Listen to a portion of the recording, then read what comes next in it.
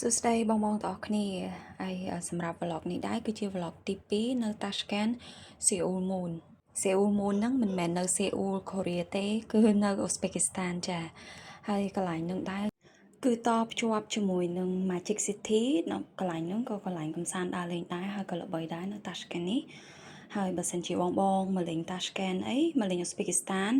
មុននឹងទៅលេង Samarkand ឬក៏ Bukhara អី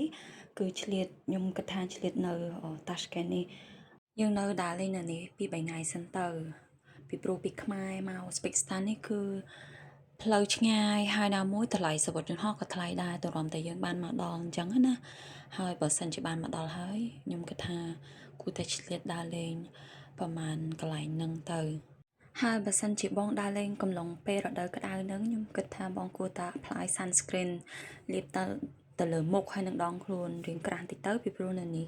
គឺក្តៅពេលខ្លះវាឡើងដល់45អង្សាអញ្ចឹងគឺក្តៅខ្លាំងម្នាក់តតពេលល្ងាចបានគេចេញដើរលេង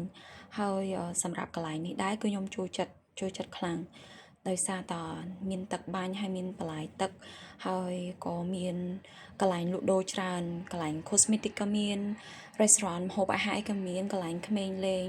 playground ក៏មានដែរហ្នឹងឯងគឺមានច្រើនហើយបន្ថែមទាំងមានហាងជប៉ុនហាងកូរ៉េម្ហូបកូរ៉េមានម្ហូបឥណ្ឌាចំពោះបងដែលគាត់អត់ហូបសាច់ក៏មានម្ហូបឥណ្ឌានៅកន្លែងហ្នឹងដែរគេមានលក់អញ្ចឹងណាហ្នឹងឯង fast food ហើយក៏មានម្ហូបទូគីហ្នឹងឯងrestaurant ទូគីគឺបើកច្រើនណានៅម្ដុំហ្នឹងហើយនៅនេះដែរគេអត់សូវស្គាល់ខ្មែរយើងទេគេតែងសួរខ្ញុំថាខ្ញុំមកពីណាអីអញ្ចឹងណាហើយអ្នកនៅនេះច្រឡំថាខ្ញុំជនជាតិអូស្បេកដោយសារតែខ្ញុំទទួលកម្ពុជាអញ្ចឹងទៅមុខមាត់ខ្ញុំគឺស្តៀងជនជាតិ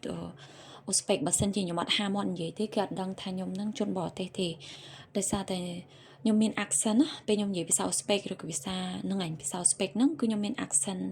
ជនបរទេសអញ្ចឹងដល់ពេលខ្ញុំនិយាយមកគេអូអ្នកឯងមិនមែនអូស្បេកទេចាខ្ញុំមានអូស្បេកទេហ្នឹងឯងហើយអត់ពិបាកទេបើសិនជាយើងចង់មកលេងអូស្បេកស្ថានអីសម្រាប់ជនជាតិខ្មែរយើងគេបើកឲ្យយើង apply online បានអញ្ចឹងណាគឺមានភាពងាយស្រួលអត់ពិបាកទៅស្ថានទូតសុំវីសាអីញ៉ៃទេអាច apply online បានប៉ុន្តែសម្រាប់បងដែលចង់មកលេងហើយខ្ជិល apply ខ្លួនឯងអាចតាក់ទងមកខ្ញុំបានខ្ញុំមានសេវាកម្មធ្វើវីសាអញ្ចឹងណា